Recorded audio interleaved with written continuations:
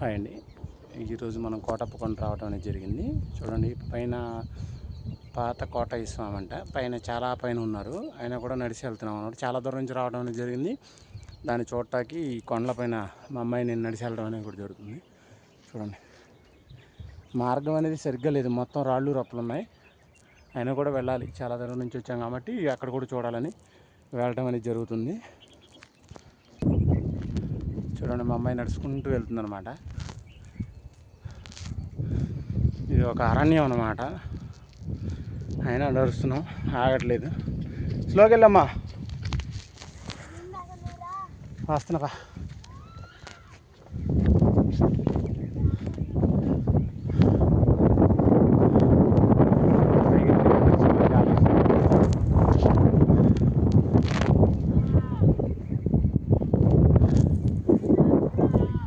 చూడండి, ఎంత నడిచినా తరగట్లేదు, చెమటలు అయితే పట్టేస్తున్నాయి.